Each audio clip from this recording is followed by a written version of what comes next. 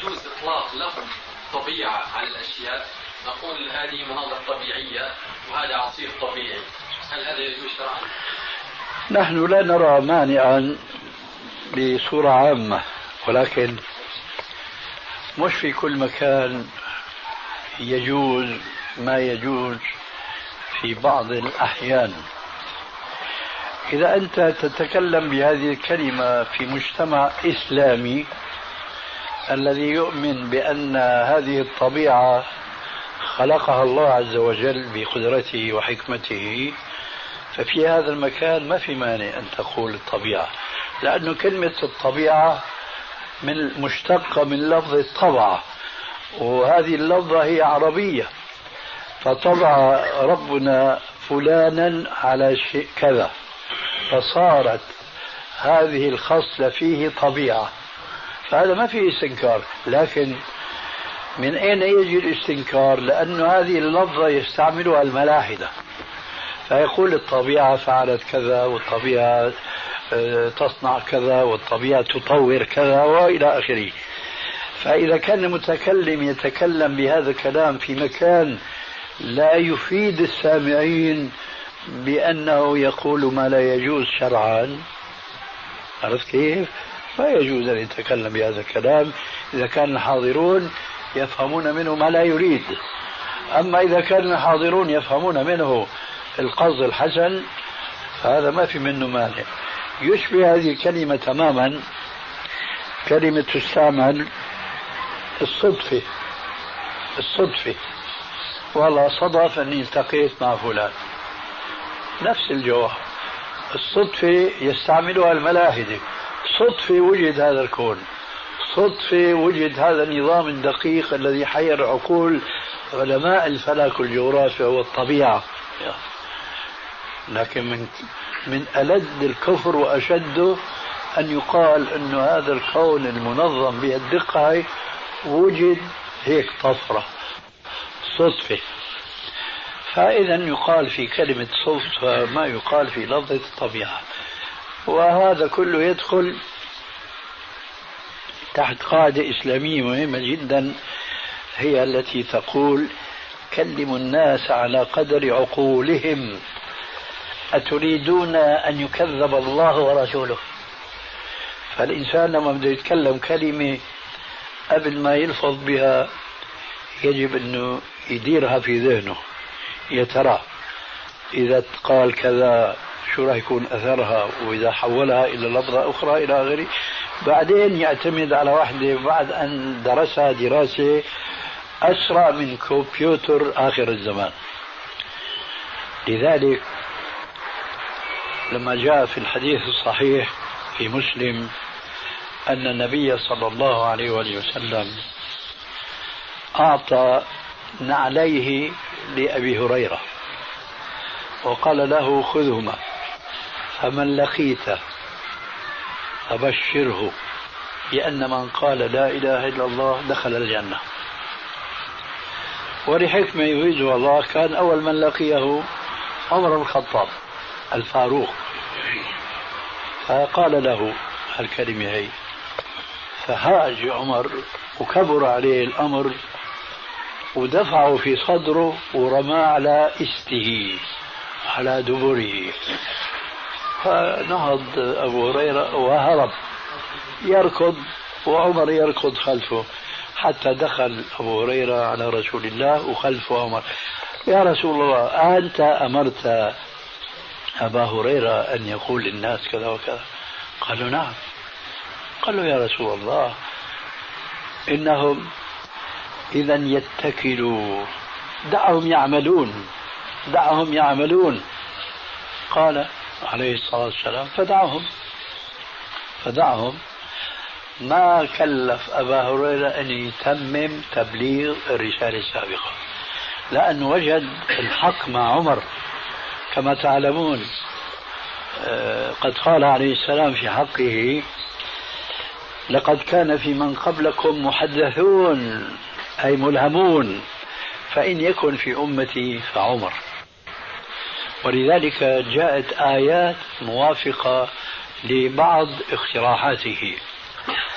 ولسنا الآن في هذا الصدد. المهم أن النبي صلى الله عليه وسلم أخذ باقتراح عمر، وما بلغ هذا الحديث أبو هريرة فيما بعد إلا لما حضره الموت. وهكذا فعل معاذ، وهكذا فعل عبادة بن الصامت. ما حدثوا بهذا الحديث إلا في آخر رمق من حياتهم. شو السبب؟ السبب نحن اليوم نلمسه في بعض العامة الذين يحضرون بعض مجالس القصاصين، أي الوعاظ الذين يعظون الناس ويرققون قلوبهم ببعض الأحاديث الصحيحة وكثير منها غير صحيحة، وهذا حديث صحيح. فبتلاقي هذا القصاص بخلي المجلس كله يأمل بمغفرة الله وعفوه. من قال لا إله إلا الله دخل الجنة، ولا يشرح لهم إيش معنى من قال لا إله إلا الله دخل الجنة. بيفهموا العامة أنه ترانزيت، أنت تقول بس لا إله إلا الله ترانزيت تدخل الجنة، لا حساب ولا عذاب مهما فعل. الأمر ليس كذلك.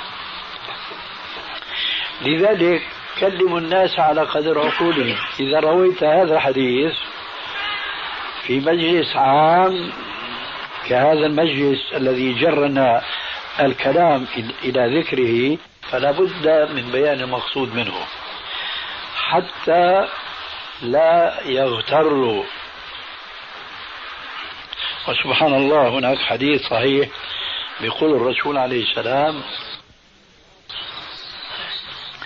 من توضأ فأحسن وضوءه ثم صلى ركعتين لا يحدث فيهما نفسه غفر له ما تقدم.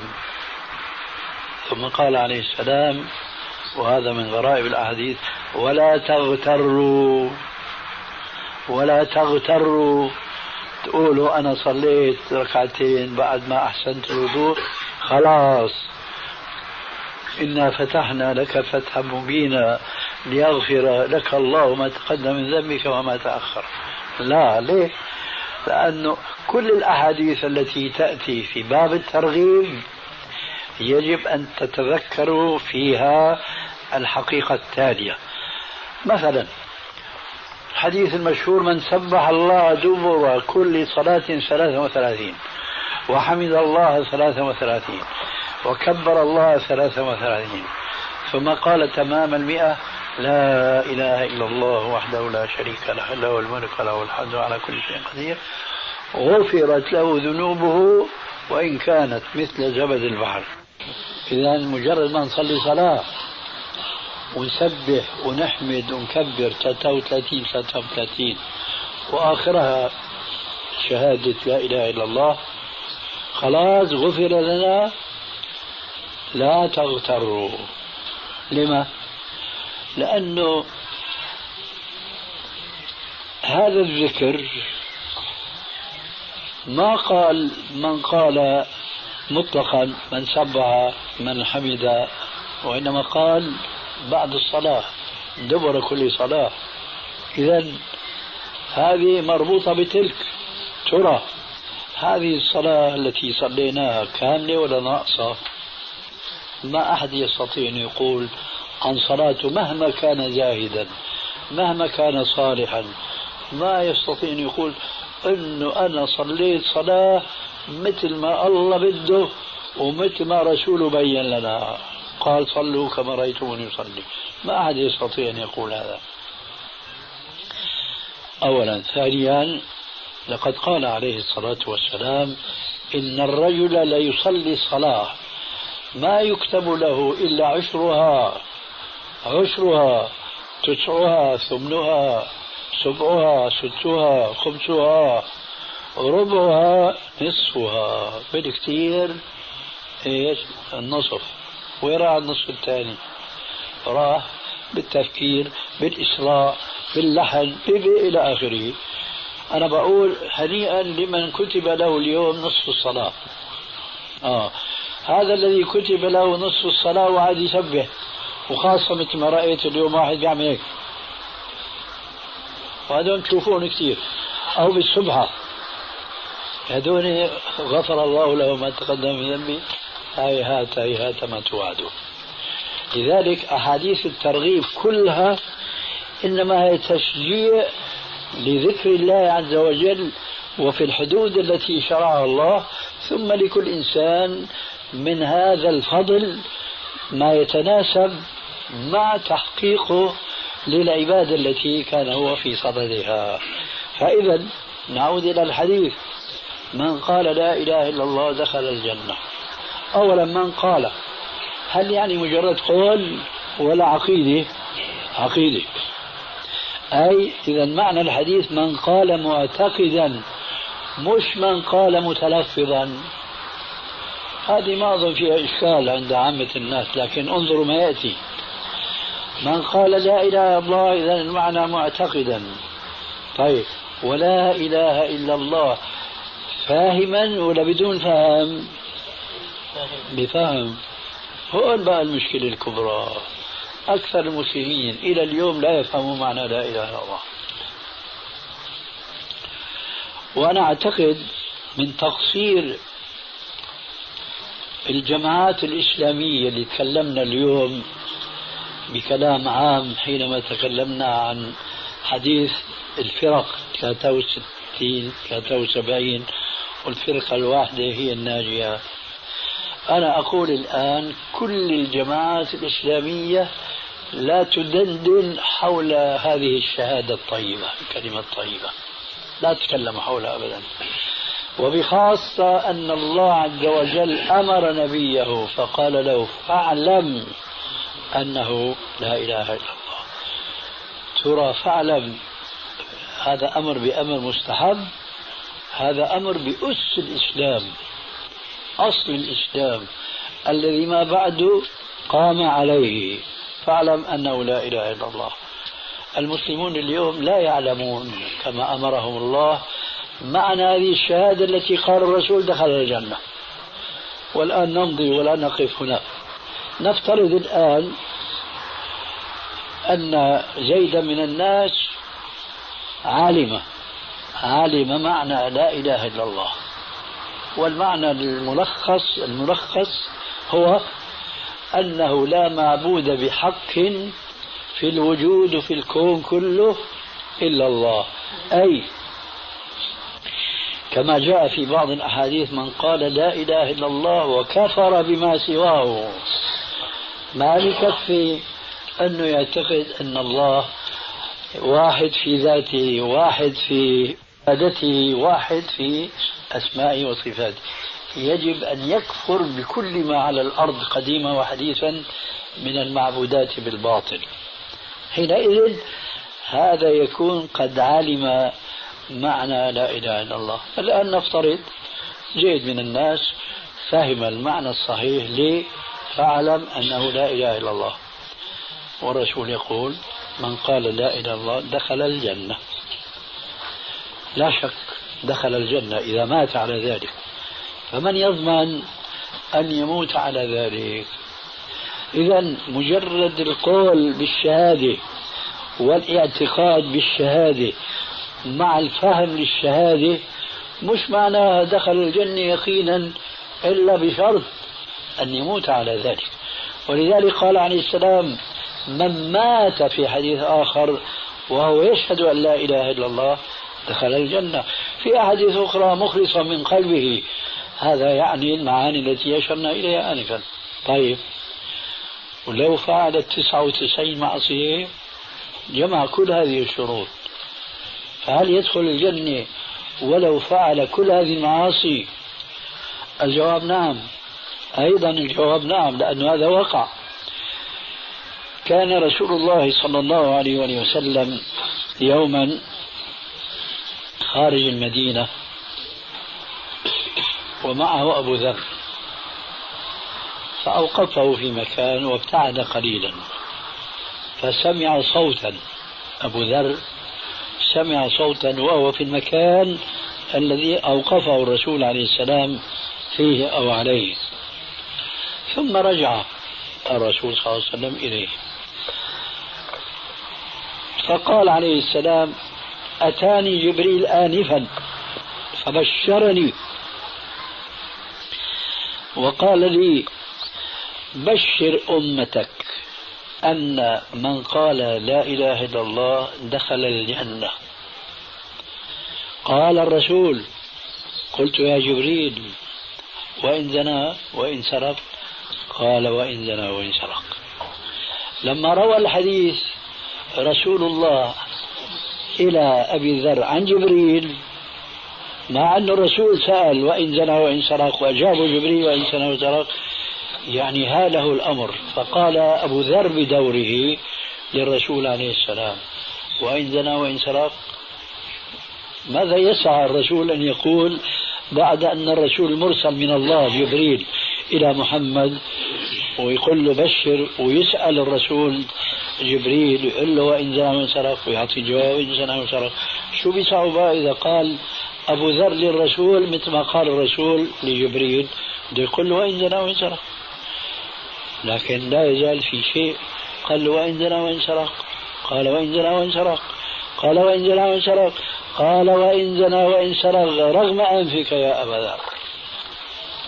هذا شيء عظيم جدا. إيش معنى إذن الحديث في النهاية؟ تفصيل الحديث إذا توفرت الشروط اللي ذكرناها كلها وفيها هذا السؤال جواب وإن زنى وإن سرق، إذا مصير هذا الموحد، مصيره أي عاقبة أمره أن يدخل الجنة. لكن هذا لا يعني أنه لا يحاسب ولا يعني أنه لا يعذب، إلا أن يشمله الله عز وجل بمغفرته ورحمته. إذن فتأكيد الرسول عليه السلام تبع لجبريل بقوله وإن زنى وإن سرق يعني أن هذه الشهادة تنفع قائلها والمعتقد بها يوم القيامة حتى لو فعل ما فعل.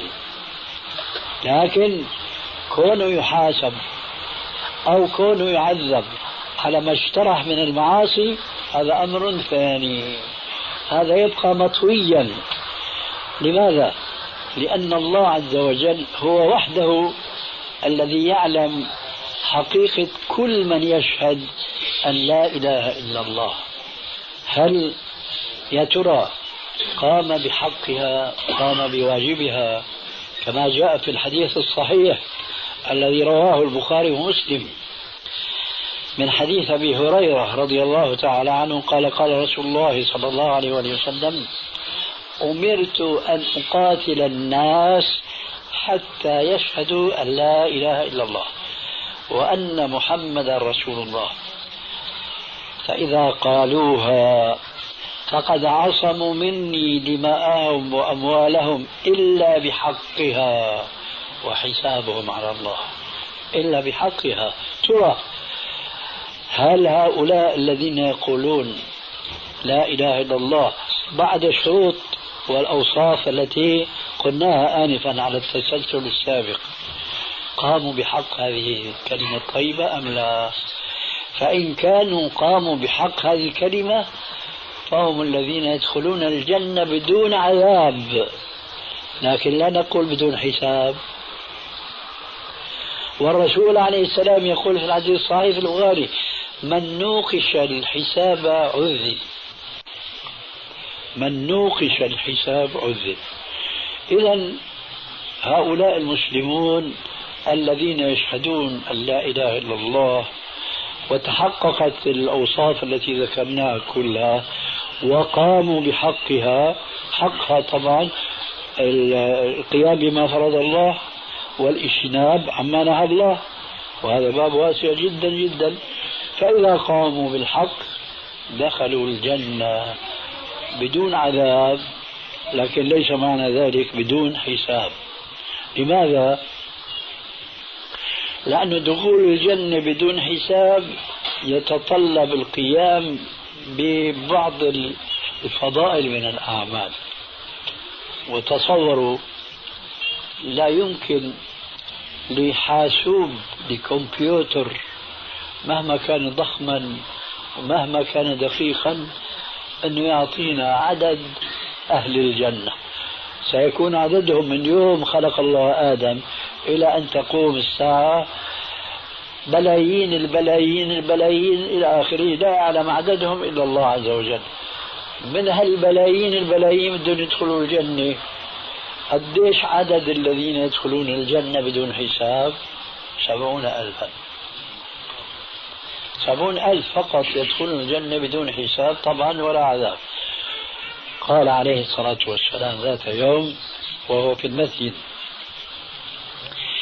يدخل الجنة من أمتي 70,000 بغير حساب ولا عذاب، وجوههم كالقمر ليلة البدر.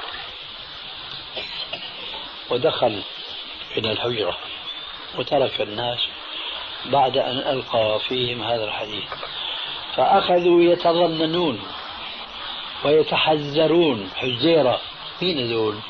هنيئا لهم، من يكون هؤلاء؟ واحد يقول: هذول مين هذول؟ هذول مهاجرين، هل تركوا بلادهم وأموالهم وعيالهم وهاجروا من مكة إلى المدينة. آخر يقول: لا، هذول الأنصار اللي نصروا رسول الله صلى الله عليه وسلم في ساعة العسرة. قول ثالث يقول: لا أنتوا هذول أولادنا، هل يجوا من بعدنا بيآمنوا بنبينا ما شافوا. وهن عم يتحذروا والتحاذير. دخل عليهم الرسول عليه السلام، حكمة بالغة، أسلوب عظيم جدا في وعظ الناس. قال لهم: هم الذين، هنا الشاهد، هم الذين لا يسترقون ولا يكتوون ولا يتطيرون وعلى ربهم يتوكلون. هم الذين لا يسترقون. إيش معنى لا يسترقون؟ ما بيجي الواحد عند الشيخ: يا شيخ من فضلك كبسني ارقيني، لا، إنما هو يدعو الله بنفسه، والله يستجيب دعوة مضطر إذا دعاه. أما يلجأ للشيخ حط واسطة بينه وبين ربه، مع أن الواسطة هي ما هي شرك ولا هي منكرة، لكن ما هي فاضلة. هم الذين لا يسترقون. إيش معنى لا يسترقون؟ ما بيجي الواحد عند الشيخ: يا شيخ من فضلك كبسني ارقيني، لا، إنما هو يدعو الله بنفسه، والله يستجيب دعوة مضطر إذا دعاه. أما يلجأ للشيخ حط واسطة بينه وبين ربه، مع أن الواسطة هي ما هي شرك ولا هي منكرة، لكن ما هي فاضلة، هي مفضولة. لا تطلب من الشيخ أن يرقيك. هم الذين لا يسترقون، لا يطلبون الرقية من أحد أبدا، يتوكل على الله بعد أن يتخذ الأسباب المشروعة من التعويذات الواردة في السنة الصحيحة وهكذا. هم الذين لا يسترقون ولا يكتوون.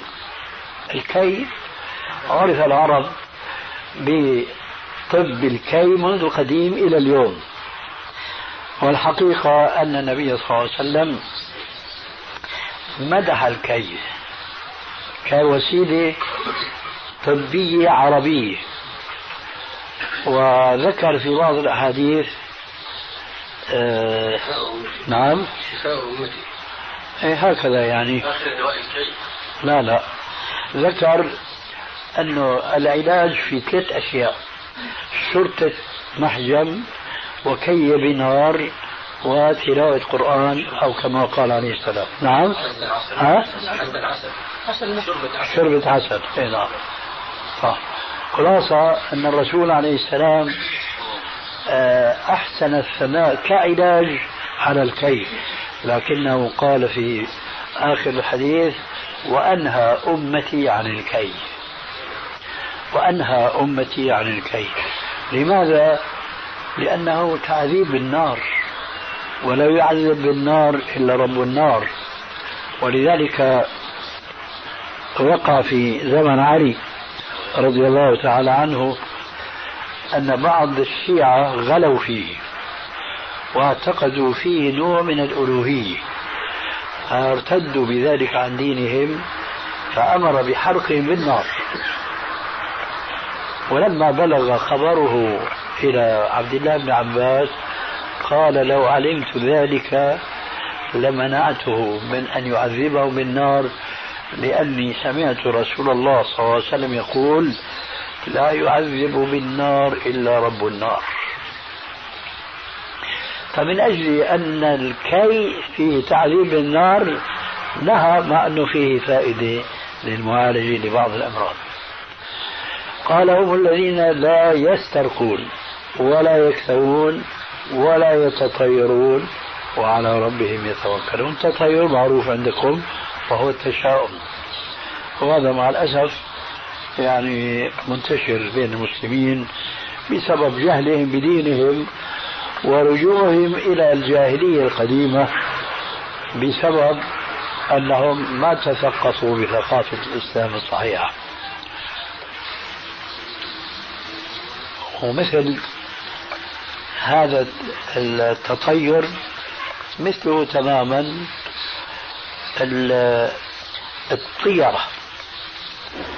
الطيرة واستعمال بعض الأمور لدفع الشر العين زعموا. فأنتم بتشوفوا اليوم كثير من أصحابين السيارات الجديدة الفارهة بيعلقوا في دبرها نعل. ما شفتوا هالشيء هذا؟ نعل. وهالنعل هاي كل ما كانت عتيقة ومهرية كل ما كانت تدفع أثر العين عن هذه السيارة الجديدة. هذا منتهى الجهل.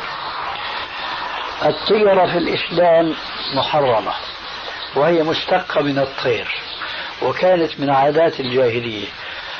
الجاهلية الحقيقة فيهم متناقضات، فيهم عقل وفيهم بلاء متناهية. من هذه البلاء المتناهية أن الواحد منهم إذا عزم على السفر وتهيأ للسفر وحضر الزاد والمزاد وكل شيء، ما بقى إلا يركب الناقة أو الجمل، وركب ومشي شوي وصار طير قدام منه. هذا الطير إذا أخذ يمينا خلاص هاي سفرة مباركة، وإذا أخذ يسارا هاي سفرة مشؤومة. من هنا سميت الطيرة، لأنه إلى علاقة بالطير هذه كان يتشاءم به الجاهلي. يا ترى عقل هذا الإنسان أكبر ولا إذا صح التعبير عقيل هذا الحوين الصغير وهو الطير؟